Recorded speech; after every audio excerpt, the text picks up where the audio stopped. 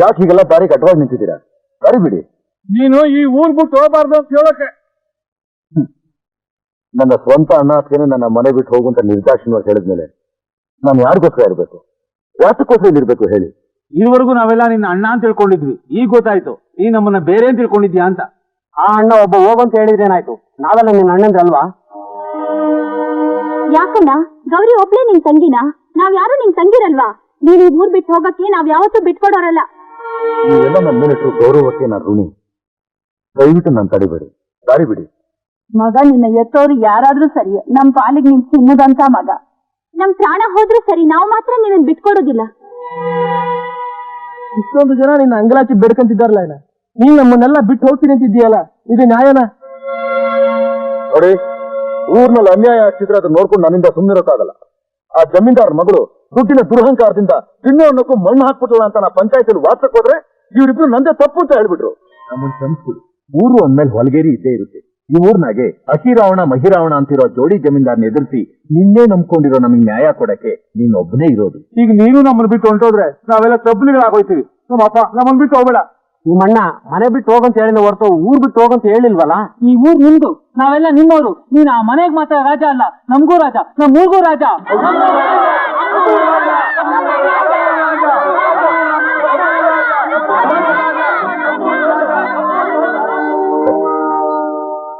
ನಿಮ್ ಮಾತು ವಿರುದ್ಧವಾಗಿ ಹೋಗುತ್ತೆ ನನ್ಗಿಷ್ಟ ಇಲ್ಲ. ನಾನು ಇಲ್ಲೇ ಇರ್ತೀನಿ. ನಮ್ಮೂರಿಗೆ ರಾಜನ ಅವನು. ಅಣ್ಣ ಮನೆ ಬಿಟ್ಟು ಓಡಿಸಿದ್ರು ಊರ್ ಜನ ಎಲ್ಲ ಅವನ್ನ ತಡೆದು ಸಪೋರ್ಟ್ ಮಾಡಿ ಊರಲ್ಲೇ ಇರಿಸ್ಕೊಂಡಿದಾರ. ಹೇಳಿ, ನಮ್ ಜೀತನ ಅಪಹರಿಸ್ಕೊಂಡು ಹೋದ ಅಂತ ಪೊಲೀಸರಿಗೆ ಹೇಗೂ ಕಂಪ್ಲೇಂಟ್ ಕೊಟ್ಟಿದ್ದೀವಿ. ಈಗ ಅದನ್ನೇ ಇಟ್ಕೊಂಡು ಅವನ್ ಜೈಲಿಗೆ ಕಳ್ಸಿದ್ರಾಯ್ತು. ಅಪ್ಪ, ನೀವು ಗಾಜನ್ ಮನೇಲಿ ಕೂತ್ಕೊಂಡು ಎದುರು ಮನೆ ಕಲ್ಲು ಹೊಡೆಯೋ ಕೆಲಸ ಮಾಡ್ಬೇಡಿ. ಏನಮ್ಮ ಇದು ಹೊಸ ಪ್ಲೇಟ್ ಹಾಕ್ತಿರೋದು? ತಪ್ಪಿದ್ರದ್ದು ಇರುವಾಗ ದಂಡನೆ ಯಾಕೆ ಒಬ್ಬರಿಗೆ ಕೊಡ್ಬೇಕು? ಅಂದ್ರೆ ನಿಮ್ ಮಗ ಸೀತಾಪತಿ ಮಾಡಿದಕ್ಕೆ ಪ್ರತಿ ಸಲುವಾಗಿ ಅವರು ಮಾಡಿದ್ದು. ಶಿಕ್ಷೆ ಕೊಡೋದಾದ್ರೆ ಇಬ್ರಿಗೂ ಕೊಡ್ಬೇಕು. ಅವ್ರನ್ನ ಊರ್ ಬಿಟ್ಟು ಓಡಿಸೋದಾದ್ರೆ ಸೀತಾಪತಿನ ಊರ್ ಬಿಟ್ಟು ಓಡಿಸ್ಬೇಕು. ಇನ್ನೇನ್ ಮತ್ತೆ? ನೀವ್ ರಾಜನ್ ಮೇಲೆ ಸೇಡ್ ತೀರಿಸ್ಕೊಂಡ್ರೆ ಹೋಗೋದು ನಮ್ಮನ ಮರ್ಯಾದೆ ಅಂತ ಗೊತ್ತಾ ನಿಮ್ಗೆ? ರಾಜನನ್ನ ಹೊತ್ಕೊಂಡು ಹೋಗಿ ಒಂದು ರಾತ್ರಿ ನನ್ ಜೊತೆ ಕಾಲ ಕಳ್ದ ಅಂತ ನೀವೇ ಪೊಲೀಸ್ ಸ್ಟೇಷನ್ಗೆ ಹೋಗಿ ಹೇಳಿ ಅವರು ನ್ಯೂಸ್ ಪೇಪರ್ ನಲ್ಲಿ ಹಾಕಿಸ್ಲಿ. ಹೌದಲ್ವೇ? ಏನೋ ಉಮಾಪತಿ, ನಿನ್ನ ಮಗಳಿಗಿರೋ ಬುದ್ಧಿ ನಮಗಿಲ್ದೇ ಹೋಯ್ತಲ್ಲೋ. ನನ್ನ ಮಗಳು ಹೇಳದೆ ಇದ್ದಿದ್ರೆ ನಮ್ಮ ಮಾನ ನಾವೇ ಬೀದಿನ ಆರಾಜ್ ಹಾಕೊಂಡ್ಬಿಡ್ತಿದ್ವಲ್ಲೋ. ಹಾಗಾಗ್ಬಾರ್ದು ಅಂದ್ರೆ ಮೊದ್ಲು ಕೊಟ್ಟಿರೋ ಕಂಪ್ಲೇಂಟ್ ನ ವಾಪಸ್ ತಗೊಳ್ಳಿ. ಆಯ್ತಮ್ಮ, ನೀನ್ ಹೇಳ್ದ ಹಾಗೆ ಮಾಡ್ತೀನಿ. ಮೊದ್ಲ ಕಂಪ್ಲೇಂಟ್ ವಾಪಸ್ ತಗೊಳ್ತೀನಿ. ಈ ಜೋಡಿ ಜಮೀನ್ದಾರ್ ವಂಶ ಅಂದ್ರೆ ಮರ್ಯಾದೆಗೆ ಹೆಸರುವಾಸಿಯಾದ ವಂಶ. ಯಾವುದೇ ಕಾರಣಕ್ಕೂ ಆಡ್ಕೊಳ್ಳೋ ಹಾಗಾಗಬಾರ್ದು. ಅದಕ್ಕೋಸ್ಕರ ನಾವು ಪ್ರಾಣ ಬೇಕಾದ್ರೂ ಕೊಡ್ತೀವಿ. ಮರ್ಯಾದೆ ಮಾತ್ರ ಕಾಪಾಡ್ಕೊಳ್ತೀವಿ. ಮರ್ಯಾದೆ ಮರ್ಯಾದೆ ಅಂತ ಸುಮ್ಮನೆ ಕೂತ್ಕೊಂಡ್ಬಿಟ್ರೆ ಆ ರಾಜನ ನಮ್ಮ ದಾರಿ ತರೋದು ಹೇಗೆ? ಆರ್ಡರ್ನ ವೆಕೇಟ್ ಮಾಡಿಸೋದು ಹೇಗೆ? ನಮ್ ಫ್ಯಾಕ್ಟ್ರಿ ಶುರು ಮಾಡೋದು ಹೇಗೆ? ಅದಕ್ಕೆ ಹೀಗ್ ಮಾಡಿದ್ರೆ ಹೇಗಿರುತ್ತೆ? ಹೇಗೆ ಅಣ್ಣ, ನೀನ್ ನನಗಿಂತ ಒಂದು ನಿಮಿಷ ಮುಂಚೆ ಹುಟ್ಟಿದ್ದಕ್ಕೂ ಸಾರ್ಥಕವಾಯ್ತು. ನಮಸ್ಕಾರ ಮೇಸ್ತ್ರೆ. ನಮಸ್ಕಾರ ಮೇಸ್ತ್ರೆ. ಓಹೋ, ಜೋಡಿ ಜಮೀನ್ದಾರ್ ಗಾಳಿ ಈ ಕಡೆ ತಿರುಗ್ಬಿಟ್ಟಿದೆ. ನಮ್ಗೆ ಇನ್ನೇನ್ ಗ್ರಹಚಾರ ಕಾದಿಲ್ಲ ಮೇಸ್ತ್ರೆ. ಇದು ನೊಂದ ಹೃದಯದಿಂದ ಬರ್ತಾ ಇರೋ ಮಾತು ಅಂತ ನಮಗ್ ಗೊತ್ತು. ಉಮಾಪತಿ, ನಡೆಯೋ ಒಳಕ್ಕೆ ನಡಿ. ನಮ್ಮ ಮನೆಯಲ್ಲಿ ನಾವು ಉಪಚಾರ ಮಾಡಿಸ್ಕೊಳಕ್ ಆಗುತ್ತೆ? ಕೂತ್ಕೊಳ್ಳ. ಅಮ್ಮ ಶಾರದಮ್ಮ, ನಿಮ್ ಮನೆ ಕಾಫಿ ತುಂಬಾ ರುಚಿಯಾಗಿರುತ್ತೆ ಅಂತ ಕೇಳಿದ್ದೀನಿ. ಬೇಜಾರ್ ಪಟ್ಕೋದೆ ಕಾಫಿ ಕೊಟ್ರೆ ತೃಪ್ತಿಯಿಂದ ಕುಡಿತೀನಿ. ದೇಹಿ ಅಂತ ಬಂದವರಿಗೆ ಯಾವತ್ತೂ ಇಲ್ಲ ಅಂತ ಕಳ್ಸಿಲ್ಲ. ಮಾಡ್ಕೊಡು. ನೀನ್ ಹೇಳ್ತಿರೋದು ಕರೆಕ್ಟ್. ನಾವೀಗ ಬಂದಿರೋದೇ ದೇಹಿ ಅಂತ. ಏನಾಗ್ಬೇಕಾಗಿತ್ತು? ನಿಮ್ ಮನೇಲಿ ನಿಮ್ ಮಗಳು ನಿಶ್ಚಿತಾರ್ಥ ಇಟ್ಕೊಂಡು ನಿಂತು ನಿಂತಂತೆ. ಅದನ್ನ ಮತ್ತೆ ಮತ್ತೆ ಅಂದು ನಾನು ಹೊಟ್ಟೆ ಉರಿಸ್ಬೇಕು ಅಂತ ಬಂದಿದ್ದೀರಾ? ಎಲ್ಲಾದ್ರೂ ಉಂಟಾ? ಅದನ್ನೇ ಶಮನ ಮಾಡಕ್ ಬಂದಿದ್ದೀವಿ. ನನಗೆ ಯಾರ ಅನುಕಂಪನೂ ಬೇಕಾಗಿಲ್ಲ. ನೀವು ಹೀಗೆ ಹೇಳ್ತೀರಿ ಅಂತ ನಮಗ್ ಗೊತ್ತು. ಈ ನಿಶ್ಚಿತಾರ್ಥ ನಿಂತು ಹೋಗೋ ಕಾರಣ ನಮ್ಮ ಕಾರ್ಯ ಅಂತ ನಮಗ್ ಇವತ್ತೇ ಗೊತ್ತಾಗಿದ್ದು. ಇಷ್ಟು ಲೇಟ್ ಆಗಾದ್ರೂ ಗೊತ್ತಾಯ್ತಲ್ಲ. ಅದಕ್ಕೆ ತಾನೇ ನನ್ನ ಮಗನಿಗೆ 4 ಒದ್ದು ನೀನು ಮಾಡಿ ತಪ್ಪು ಅಂತ ಹೇಳಿತ್ತು. ಇದಕ್ಕೊಂದು ಪರಿಹಾರ ಆಗ್ಲೇಬೇಕು ಅಂತ ತಕ್ಷಣ ನಿಮ್ಮ ಮನೆಗೆ ಬಂದ್ವು. ಇದರಿಂದ ಹಾಳಾಗಿರೋ ನನ್ನ ಮಗಳ ಭವಿಷ್ಯ ಏನು ಸರಿ ಹೋಗಲ್ಲ. ಯಾಕೆ ಸರಿ ಹೋಗಲ್ಲ? ನೀವು ಮನಸ್ಸು ಮಾಡಿದ್ರೆ ಎಲ್ಲ ಸರಿ ಹೋಗುತ್ತೆ. ನಾನ್ ನನ್ನ ಮಗನ ಕೇಳಿದೆ, ಯಾಕೋ ಹೀಗ್ ಮಾಡಿದೆ ಅಂತ. ಅಪ್ಪ, ನಾನ್ ನನ್ನ ಜೀವನದಲ್ಲಿ ಗೌರಿನ ತುಂಬಾ ಪ್ರೀತಿಸ್ತೀನಿ. ಮದುವೆ ಆದ್ರೆ ಅವಳೇ ಆಗುದು ಅಂತ ಹೇಳ್ದ. ಅದಕ್ಕೆ ಹಿರಿಯನ್ ಕೇಳಿ ಮಾತುಕತೆ ಆಡ್ಬೇಕಾಗಿತ್ತು. ಅಲ್ಲೇ ನೋಡಿ, ನಮ್ಮ ಹುಡುಗ ಎಡಬಿದ್ದು. ನಮ್ಮನ್ನ ಕಂಡ್ರೆ ನಿಮ್ ರಾಜನಿಗೆ ಆಗೋದಿಲ್ಲ. ಅವನು ಈ ಸಂಬಂಧಕ್ಕೆ ಒಪ್ಪೋದಿಲ್ಲ. ಅವಳನ್ನ ಬಿಟ್ರೆ ನಾನು ಬದುಕೋಕೆ ಸಾಧ್ಯ ಇಲ್ಲ ಅಂತ ಹೇಳಿದ್ದೇನೆ. ಹೊರಟು ದಾರಿ ಹಿಡಿದಿದ್ದಾನೆ. ಹುಡುಗ ಮುಂದೆದು ಏನೋ ಮಾಡಕ್ ಹೋಗಿ ಏನೋ ಆಗೋಯ್ತಲ್ಲ ಅಂತ ಓ ಅಂತ ಅಳ್ತಾ ಕೂತಿದ್ದಾನೆ. ಅವನು ದುಡುಕ್ ಮಾಡಿದ ಕೆಲ್ಸಕ್ಕೆ ನೀವು ಸಂಕಟ ಪಡೋ ಹಾಗಾಗೋಯ್ತು, ನಾವು ಸಂಕಟ ಪಡೋ ಹಾಗಾಗೋಯ್ತು. ಈಗೇನ್ ಮಾಡ್ಬೇಕು ಅಂತ ಹೇಳ್ತೀರಾ? ಮದುವೆ ಆಗದೆ ನಿಮ್ಮ ಮಗಳು ಜೀವನ ಪೂರ್ತಿ ಕೊರಗೋದು ಬೇಡ, ಮೇಷ್ಟ್ರ ಮನೆಗೆ ಕಳಂಕ ಹೊರಿಸಿ ಅವ್ರ ಸಂಸಾರನೇ ಹಾಳು ಮಾಡಿದ್ರು ಅಂತ ಜನ ಎಲ್ಲ ನಮ್ಮನ್ನ ಕ್ಯಾಕ್ರೆ ಸುಗಿಯೋದು ಬೇಡ. ಅದಕ್ಕೆ ನಾವು ಒಂದಾಗ್ಬಿಟ್ಟು ಸಂಬಂಧ ಬೆಳೆಸ್ಬಿಟ್ರೆ ಯಾವ ಸಮಸ್ಯೆನೂ ಇರೋದಿಲ್ವೇ? ತಿಳಿದು ಹಳ್ಳಕ್ ಬೀಳಕ್ಕೆ ನಾನ್ ತಯಾರಾಗಿಲ್ಲ ಜಮೀನ್ದಾರ್ರೆ. ಯಾಕೆ ಸ್ವಾಮಿ ಹಳ್ಳ ಅಂತೀರಾ? ನಮ್ಮ ಮನೆಯಲ್ಲಿ ಕೈಗೊಬ್ರು ಕಾಲ್ಗೊಬ್ರು ಆಳುಗಳಿದ್ದಾರೆ. ನಿಮ್ ಮಗಳು ಅಂದ್ರೆ ನಮ್ಮ ಹುಡುಗ ಪ್ರಾಣ ಬಿಡ್ತಾನೆ. ಮಹಾರಾಣಿ ನೋಡ್ಕೊಳ್ಳೋ ಹಾಗೆ ನೋಡ್ಕೊಳ್ತೀವಿ. ಯೋಚನೆ ಮಾಡಿ, ಹೆಣ್ಣಿನ ಮೇಲೆ ಅಪವಾದ ಬರೋದು ಒಂದೇ, ಹುಣ್ಣಿನ ಮೇಲೆ ಉಪ್ಪು ಖಾರ ಹಾಕೋದು ಒಂದೇ. ನಿಮ್ಮ ಮಗಳು ಕನ್ನಿಯಾಗಿ ಕಡೆವರೆಗೂ ನಿಮ್ಮ ಮನೇಲಿರೋದು ಒಳ್ಳೇದು, ಇಲ್ಲ ಕುತ್ತಿಗೆ ತಾಳಿ ಕಟ್ಟಿಸ್ಕೊಂಡು ಗಂಡನ ಮನೇಲಿರೋದು ಒಳ್ಳೇದು? ಯೋಚನೆ ಮಾಡಿ. ಇರೋ ವಿಷಯನೆಲ್ಲ ನಿಮಗ್ ತಿಳಿಸಿದೀವಿ. ನಿಮಗ್ ಸರಿ ಅನ್ಸಿದ್ರೆ ನಿಶ್ಚಿತಾರ್ಥಕ್ಕೆ ಮುಹೂರ್ತ ಇಡಿಸಿ ನಮಗ್ ತಿಳಿಸಿ. ಇಲ್ಲ ಅಂದ್ರೆ ಆ ದೈವಾನುಗ್ರಹ ಹೇಗಿದೆಯೋ ಹಾಗೆ ಆಗಿ ನಾವು ಬರ್ತೀವಿ ಅಷ್ಟೇ. ಅಮ್ಮ ಶಾರದಮ್ಮ, ನಿಮ್ ಕೈಯಿನ ಕಾಫಿ ಅಮೃತ ಇದ್ದ ಹಾಗಿತ್ತು. ಈ ಕಾಫಿನ ನಾವ್ ಆಗಾಗ ಬಂದು ಕುಡ್ಕೊಂಡು ಹೋಗೋದಕ್ಕೆ ಅವಕಾಶ ಮಾಡ್ಕೊಡ್ತೀರಾ ಅಂತ ಅಂದ್ಕೊಂಡಿದ್ದೀವಿ. ನಾವೇನ್ ಬರ್ತೀವಮ್ಮ? ಬರ್ತೀವಿ ಮೇಸ್ಟ್ರೆ, ಬಾಣ.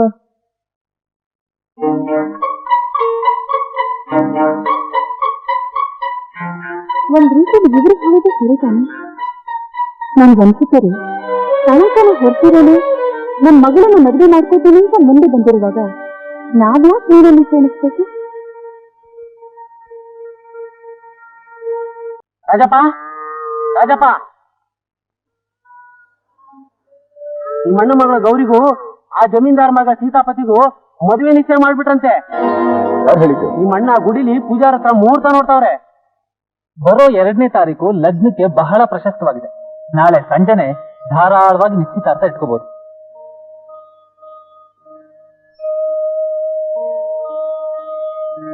ನಾವಿನ್ ಬರ್ತೀವಿ.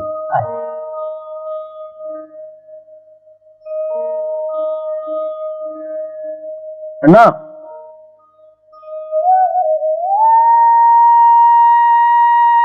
ಮಾತಾಡ್ಬೇಕಾಯ್ತು. ಜಮೀನ್ದಾರ್ ಜೊತೆ ಸಂಬಂಧ ಬೆಳೆಸೋ ವಿಷಯ ತಾನೆ? ಹೌದು ಅಣ್ಣ, ಜಮೀನ್ದಾರೇ ಸ್ವತಃ ನಮ್ಮ ಮನೆಗೆ ಬಂದು ಹೆಣ್ ಕೇಳಿದ್ದಾರೆ ಅಂದ್ರೆ ಇದ್ರಲ್ಲೇನೋ ದುರುದ್ದೇಶ ಇದೆ ಅಂತ ನನಗನ್ನಿಸ್ತಾ ಇದೆ. ಮೊದಲೇ ಅವ್ರ ಗೋಮುಖ ವ್ಯಾಘ್ರಗಳು, ಅವ್ರ ಮಾತ್ರ ನಂಬಿ ನಮ್ಮ ಗೌರಿ ಪಾಣ ಹಾಳು ಮಾಡ್ಬೇಡ.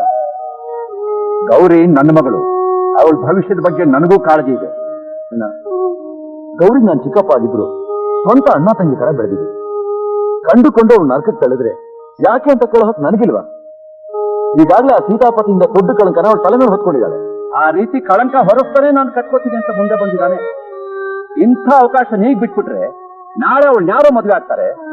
ಅವಳು ಸಾಯೋವರೆಗೂ ಮದುವೆ ಇಲ್ಲದೆ ಕಣ್ಣೀರಲ್ಲೇ ಕೈ ತೊಳಿಬೇಕಾ?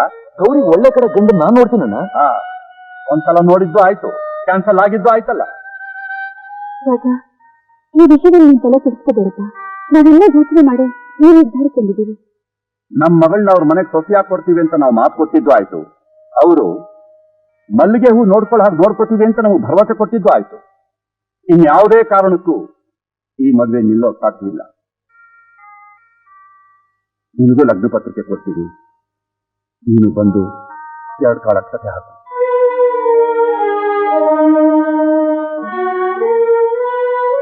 ಸರಿ ಅಣ್ಣ, ನಾನು ಕ್ಷಮಿಸ್ಬಿಡು. ಇನ್ ಯಾವುದೇ ಕಾರಣಕ್ಕೂ ನಾ ಈ ಮದುವೆ ವಿಷಯದಲ್ಲಿ ತಲೆ ಹಾಕಲ್ಲ. ಬರ್ತೀನಂತೆ.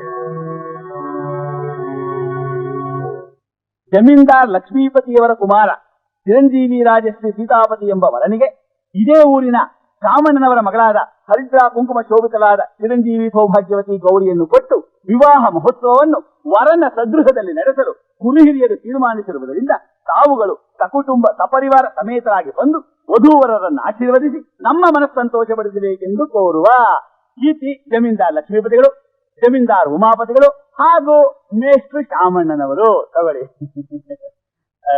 ತಾಂಬೂಲ ಬದಲಿಸ್ಕೊತೀರಾ?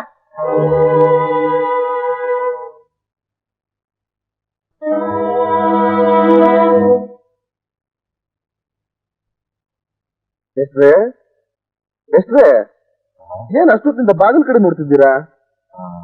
ಏನೂ ಇಲ್ಲ. ನಿಮ್ ತಮ್ಮ ಟ್ರ್ಯಾಕ್ಟರ್ ರಿಪೇರಿಗಂತ ಬೆಂಗಳೂರಿಗೆ ಹೋಗಿದ್ದಾನೆ.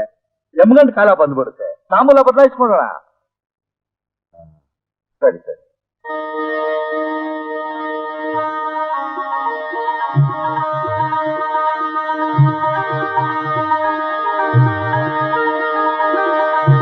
ತಕ್ಷಣ ಲಗ್ನ ಪತ್ರಿಕೆಯನ್ನ ಪ್ರಿಂಟ್ ಹಾಕ್ತಾ ಕೊಟ್ಬಿಡಿ. ಮದುವೆ ಸೀಸನ್ ನಿಶ್ಚಯಕ್ಕೆ ಆದ್ಮೇಲೆ ಕೊಟ್ರೆ ಕಷ್ಟ. ಇಲ್ಲ, ಬೆಳಿಗ್ಗೆನೆ ಪ್ರತಿ ಕೊಟ್ಬಿಡ್ತೀನಿ. ಮೊದಲನೇ ಲಗ್ನ ಪತ್ರಿಕೆ ನಮಗೆ ಕೊಡ್ಬೇಕು ಮೇಷ್ಟ್ರೆ. ಖಂಡಿತವಾಗ್ಲು. ರಾಜಣ್ಣ, ನಿಮ್ಮ ಅಣ್ಣ ಅತ್ತಿಗೆ ಗೌರಿ ಲಗ್ನ ಪತ್ರಿಕೆ ಕೊಟ್ಟು ಎಲ್ಲರನ್ನೂ ಕರೀತಿದ್ದಾರೆ. ಹೌದಾ? ಹೌದು, ಈಗ ಜಮೀನ್ದಾರ ಮನೆಗೆ ಹೋದ್ರು ಕರೆಯಕ್ಕೆ. ಹಾಗಾದ್ರೆ ನಮ್ಮನೆಗೂ ಬಂದೇ ಬರ್ತಾರೆ. ನೋಡು, ನಮ್ಮ ಅಣ್ಣ ಕೂತ್ಕೊಳ್ಳೋ ಕುರ್ಚಿ ಹಾಕಿದ್ರು, ನಮ್ಮ ಅತ್ತೆ ಕೂತ್ಕೊಳ್ಳೋ ಚಾಪೆ ಹಾಕಿ. ಸರಿ. ನಮಸ್ಕಾರ ಜಮೀನ್ದಾರ. ಬನ್ನಿ ಮೇಷ್ಟ್ರೆ, ಬನ್ನಿ. ಮೊದಲ ಲಗ್ನ ಪತ್ರಿಕೆ ನಿಮ್ಗೆ ಕೊಟ್ಟವಣ ಅಂತ ಬಂದ್ವಿ. ತಗೊಳ್ಳಿ. ಅಣ್ಣ, ಮೇಷ್ಟ್ರು ಬಂದಾಗ ಅದೇನೋ ಹೇಳ್ಬೇಕು ಅಂತಿದ್ಯಲ್ಲ, ಹೇಳು. ನೀನೇ ಹೇಳು. ನೀನು ನನಗಿಂತ ಒಂದು ನಿಮಿಷ ಮುಂಚೆ ಹುಟ್ಟಿರೋನು, ಹಿರಿಯರಾದವರು ನೀನೇ ಇಂಥ ವಿಷಯ ಹೇಳೋದು ಧರ್ಮ. ಏನ್ ಹೇಳಿ? ಇನ್ನೇನು ಇಲ್ಲ ಮೇಷ್ಟ್ರೆ. ಶುಭ ಕಾರ್ಯದ ತಾಳಿಯಿಂದ ಹಿಡಿದು ಶೋಭನದ ರಾತ್ರಿವರೆಗೂ ಖರ್ಚೆಲ್ಲ ನಮ್ಮದೇ ಅತ್ತ ನಿಮ್ಮ ಹಳೆ ಅಂದ್ರೆ ಹೇಳುವಂತಂದ್ರು. ಹೇಳಿದೆ. ಜಮೀನ್ದಾರ್ರೆ, ನಿಮ್ ಮಗನ ವರದಕ್ಷಿಣೆ ಕೊಟ್ಟು ಮದುವೆ ಮಾಡ್ಬೇಕಾಯ್ತು. ನಮಗೆ ತಾಳಿ ಖರ್ಚು ಇಲ್ದಾಗ ಮಾಡ್ಬೇಕು. ಏನ್ ಮೇಷ್ಟ್ರೆ, ನಿನಗೆ ಸಂತೋಷ ತಾನೇ? ಸಂತೋಷದ ಮಿತಿನೇ ದಾಟಬಿಟ್ಟಿದ್ದೀನಿ. ಈ ಸಂತೋಷ ಶಾಶ್ವತವಾಗಿರಬೇಕು ಅಂದ್ರೆ ನಮ್ಮದೊಂದು ಚಿಕ್ಕ ಮನೆ. ತಾವು ದಯವಿಟ್ಟು ದೊಡ್ಡ ಮನಸ್ಸು ಮಾಡಿ ನಡೆಸ್ಕೊಡ್ಬೇಕು. ಅಗತ್ಯವಾಗಿ ನಡೆಸ್ಕೊಡ್ತೀನಿ. ಇದನ್ನು ನಿಮ್ ಬಾವಿ ಹಳಿ ಅಂದ್ರೆ ಹೇಳಿದ್ದು. ಹೇಳಿ. ನನ್ನ ಮಗ ನಿಮ್ ಮಗಳಿಗೆ ತಾಳಿ ಕಟ್ಟುವಾಗ ನಿಮ್ ತಮ್ಮ ಅಲ್ಲಿ ಇರ್ಕೂಡ್ದು.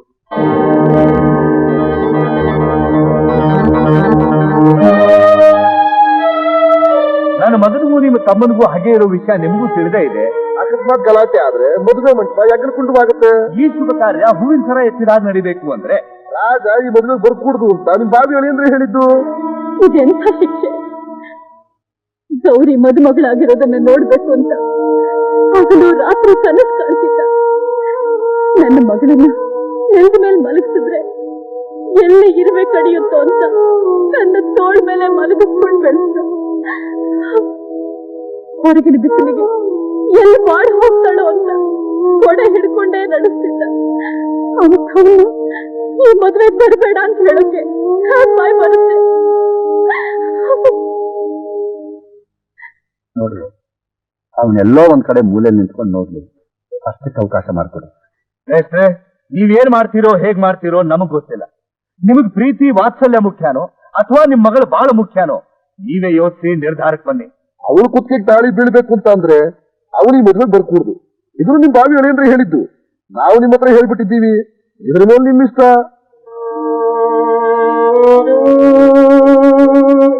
ಊರಿಗೆ ಗೊತ್ತಾದ ಮೇಲೆ ಈ ಸಂಬಂಧ ಬೇಡ ಅಂತ ನಾನು ಹೇಗೆ ಹೇಳಿ?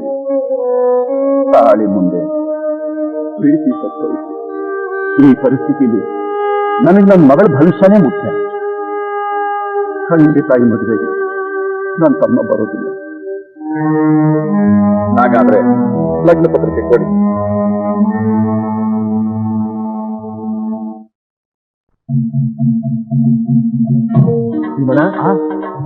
ಅಣ್ಣ ಕೋರೆಗೌಡ್ರ ಮನೆಗೂ ಲಗ್ನ ಪತ್ರಿಕೆ ಕೊಟ್ಟು ಬಂದ್ಬಿಟ್ಟ. ಇನ್ 3 ಮನೆ, 4ನೇ ನಾನು. ಇಲ್ಲೇ ನಿಂತಿರು, ಅಣ್ಣ ಅದಕ್ಕೆ ಕಾಫಿ ರೆಡಿ ಮಾಡ್ತೇನೆ. ಸರಿ. ನನ್ನ ಮಗಳ ಮದುವೆಗೆ ಕುಟುಂಬ ಸಮೇತ ಬಂದು ವಧುವರನ್ನ ಆಶೀರ್ವದಿಸಬೇಕು. ಖಂಡಿತ ಬರ್ತೀವಿ ಮೇಷ್ಟ್ರೆ. ಅಂತ ದೊಡ್ಡ ಮನೆಗೆ ನಿಮ್ ಮಗಳು ಸೊಸೆ ಆಗ್ಬೇಕಾದ್ರೆ ಪುಣ್ಯ ಮಾಡಿರ್ಬೇಕು.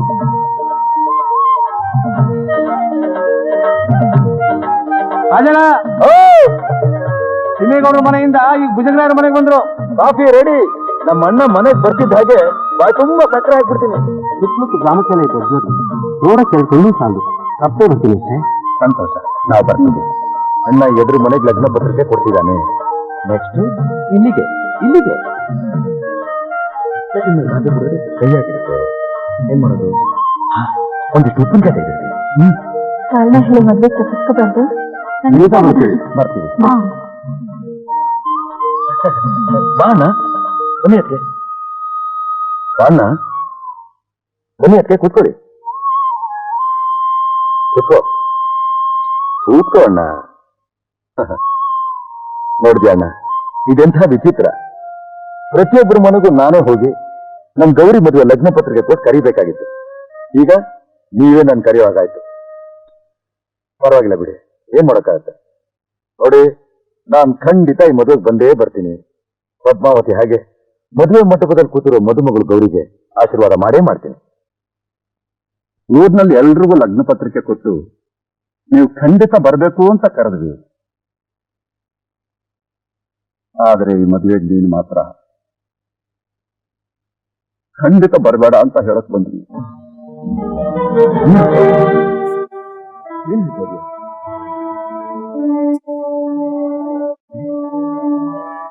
ನನ್ ಬಾಯಿಗೆ ಬೇಗ ಬಿಟ್ಟು ಹೋಗಿದ್ದೆಪ್ಪ. ಹೀಗಾಗತ್ತೆ ಅಂತ ನನಗೆ ಮೊದಲೇ ಗೊತ್ತಿತ್ತು. ಆದ್ರೂ ರಕ್ತ ಸಂಬಂಧ ಅನ್ನೋ ಪ್ರವಾಹದಲ್ಲಿ ಬೇರೆ ಎಲ್ಲ ಕೊಚ್ಕೊಂಡು ಹೋಗುತ್ತೆ ಅಂತ ಆಸೆ ಪಟ್ಟೆ. ಪರವಾಗಿಲ್ಲ, ನನ್ನ ಕಲ್ಪನೆಯಲ್ಲೇ ಗೌರಿ ಮದುವೆನ ಕಣ್ ತುಂಬಾ ನೋಡಿ ಸಂತೋಷಪಟ್ಟೆ. ಒಂದು ನಿಮಿಷ ಕಾಫಿ ತರ್ತೇನೆ.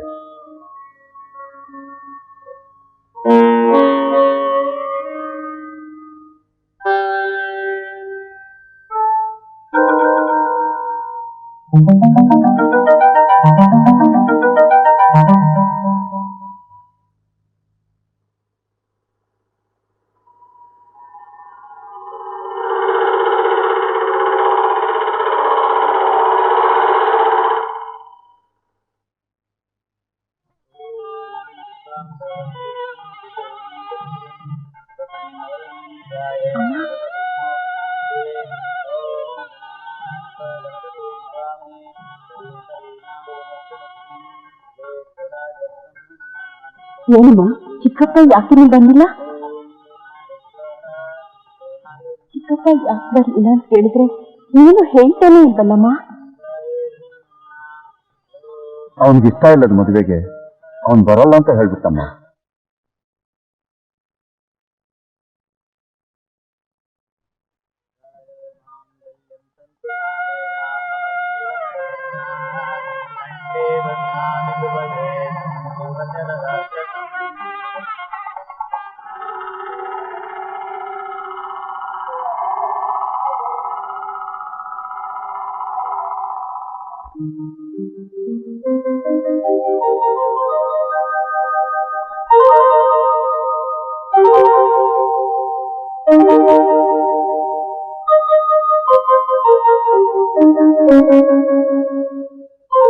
ಫಸ್ಟ್ ನೈಟ್ ಅಂತ ಸಂತೋಷನಾ? ನನಗಿದು ಫಸ್ಟ್ ನೈಟ್ ಅಲ್ಲ. ಇಂಥದೆಷ್ಟೋ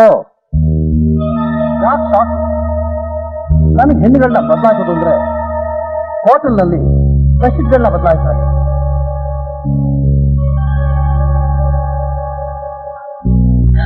ಇವತ್ ನೀನು ಹೊಸ ಬೆಡ್ಶೀಟ್ ಅನ್ಕೋಬೇಡ. ಇವತ್ ನನ್ನ ನೈಟು ರೆಡಿ.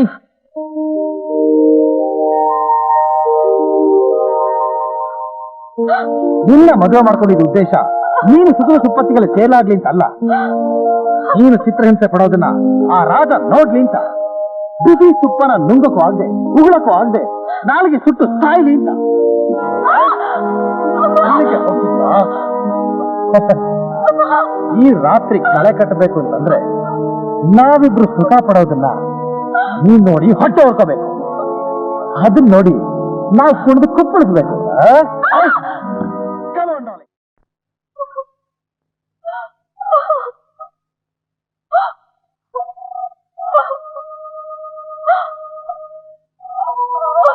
ಯಾಕೆ ಅಳ್ತಾ ಇದೀಯಾ?